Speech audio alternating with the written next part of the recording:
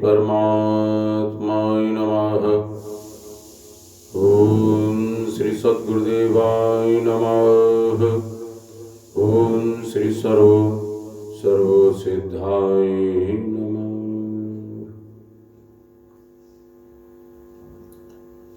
अमृत बिंदु प्रकीर्ण का शीश भाग।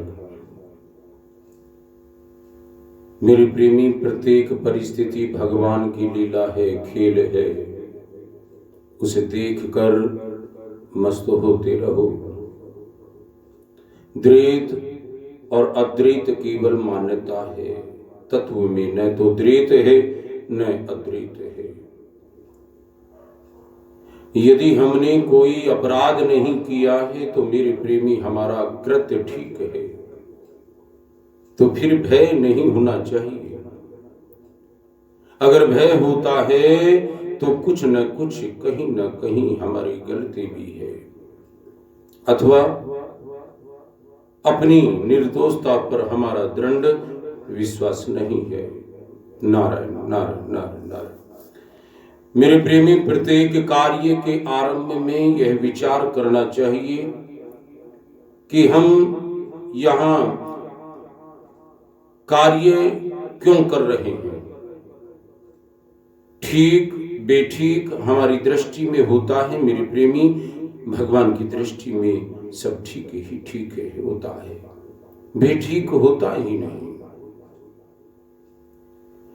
हमारे दूसरे हमारे में गुण देखते हैं तो यह उनकी सज्जनता है, उदारता है, पर उन गुणों को अपना मान लेना उनकी सज्जनता और उदारता का दुरुपयोग है। विद्या प्राप्त करने का सबसे बढ़िया उपाय है मेरे प्रेमी, गुरु की आज्ञा का पालन करना, उनकी प्रसन्नता लेना। उनकी प्रसन्नता से जो विद्या आती है वह अपने उद्योग से नहीं आती। भगवान को पुकारने से जो काम होता है वह विवेक विचार से नहीं होता। केवल पुकारने से जो काम होता है वह विवेक और विचार से नहीं होता। मेरे प्रेमी, भगवान के मिलने का दुख हजारों संसारिक सुखों से भी बढ़कर है। जैसे वैद्य जो दवा दे उसी में हमारा हित है, ऐसे ही भगवान जो विधान करे उसी में हमारा परम हित है। चाहे वो दुख हो, चाहे रोग हो, चाहे संताप हो, चाहे बच्चे ना कहना मानते हो, ये सब उसकी लीला है। क्योंकि उसकी लीला इसलिए है कि उस बच्चे का कर्म और आपका कर्म वो सामने आ रहा है, तो भगवान की वो लीला है। तो मेरे प्रेमी, मैं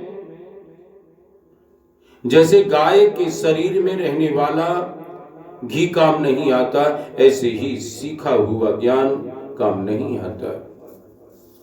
सीखा हुआ ज्ञान काम नहीं आता।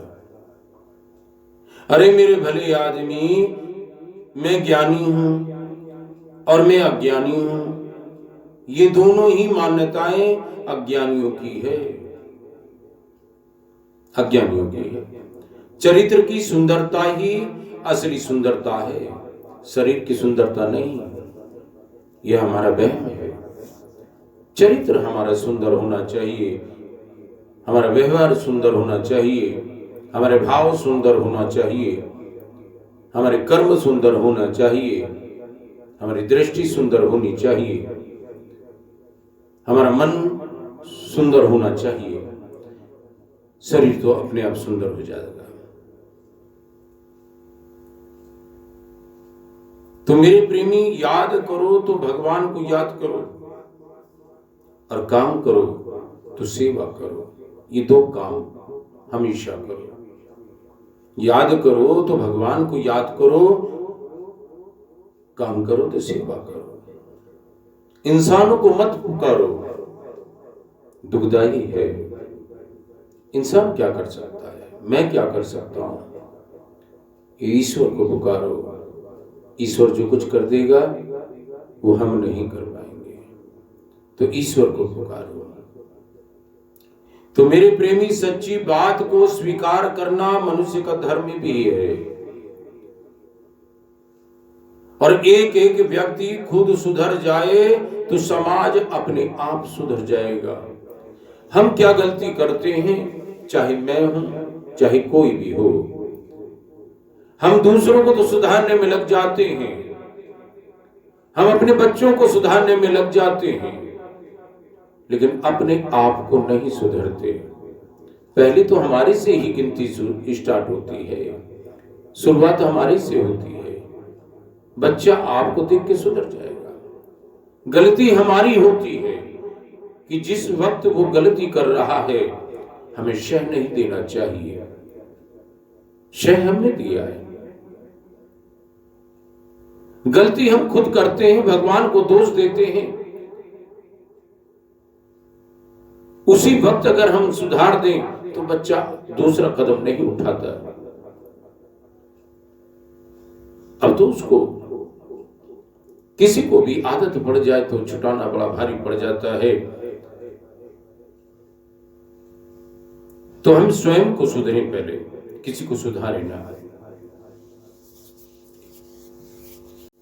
मेरे प्रेमी, अगर अपनी संतान से सुख चाहते हो, फिर से सुन लो, अगर अपनी संतान से सुख चाहते हो तो अपने माता पिता को सुख पहुंचाओ, उनकी सेवा करो। किसी के अहित की भावना करना अपने अहित की निमंत्रण देनी है, अपने अहित को निमंत्रण देना है। नारायण नारायण नारायण। याद रखो मेरे प्रेमी, भगवान का प्रत्येक विधान आपके परम हित के लिए है, परम हित के लिए है। और किसी बात को लेकर अपने में कुछ भी अपनी विशेषता दिखती है तो यह वास्तव में पराधीनता है। अंत में अकेला ही जाना पड़ेगा। फिर किसके लिए रोते हैं? चाहे मैं रोऊं चाहे कोई भी रहे, लेकिन हमें ये समझ होना चाहिए कि एक दिन तो हम अकेले जाना है। अकेले आए थे, कुछ लेके नहीं आए थे, केवल कर्म लेके आए थे। सब यहीं से मिला है, यहीं छोड़ के जाना है। तो किसके लिए रोना, किसके लिए तड़पना? ये दुख हम अपने आप निमंत्रण दे रहे हैं।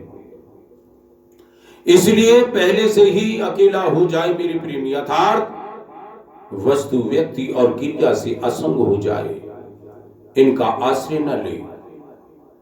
नारायण नारायण नारायण। ग्रहण करने योग्य सर्वोपरि एक नियम है। वो क्या है कि भगवान को याद करना। और त्याग करने योग्य सर्वोपरि एक नियम है, कामना का त्याग करना। जो इच्छाएं हैं, कामनाएं हैं, तृष्णाएं हैं, इनका त्याग करना। संतोष समाज सुधार का मूल मंत्र है। एकता में अनेकता और अनेकता में एकता हिंदू धर्म की विशेषता है। असत्य का आश्रय लेने वाला व्यक्ति हमारा नुकसान नहीं कर सकता।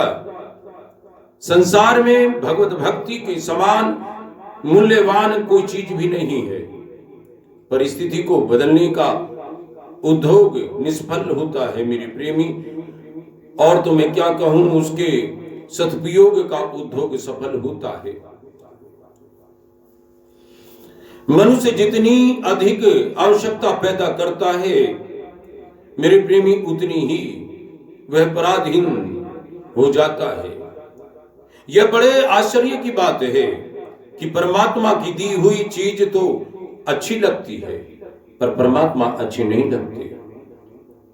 परमात्मा की दी हुई चीज तो बड़ी अच्छी लगती है, उसे छोड़ने का जी नहीं करता, लेकिन परमात्मा अच्छे नहीं लगते, उनको नहीं पकड़ते, उनको नहीं रखते अपने हृदय में। लोग हमें अच्छा माने या न माने, अच्छा जाने या न जाने, अच्छा कहे या न कहे, पर हमारे भाव अगर अच्छे हैं तो हमारे चित्त में हर समय प्रसन्नता रहेगी। तो मेरे प्रेमी, और मरने पर सदगति होगी। अगर कोई खराब चिंतन आ जाए तो मेरे प्रेमी सावधान हो जाए, सावधान हो जाए। और यदि इस समय मृत्यु आ जाए, इस समय मृत्यु आ जाए तो क्या गति होगी? अगर सब समय प्रभु का स्मरण होता रहे तो मृत्यु कभी भी आ जाए कोई चिंता नहीं, कोई चिंता नहीं। नारायण नारायण नारायण। व्यक्तिगत जीवन बिगड़ने से पूरा समाज बिगड़ जाता है और व्यक्तिगत जीवन सुधरने से पूरा समाज सुधर जाता है, क्योंकि व्यक्तियों से ही समाज बनता है। और भगवान के वियोग से होने वाला दुख विरह संसारिक सुख से भी बहुत अधिक आनंद देने वाला होता है। जिसको भगवान, शास्त्र, गुरुजन और जगत से भय लगता है वह वास्तव में निर्भय हो जाता है। हमसे अलग वही होगा जो सदा से अलग है, और मिलेगा वही जो सदा से मिला हुआ है। दूसरे की प्रसन्नता से मिली हुई वस्तु दूध के समान है, मांग कर ली हुई वस्तु पानी के समान है। और दूसरे का दिल दुखाकर ली हुई वस्तु रक्त के समान है। मेरे प्रेमी,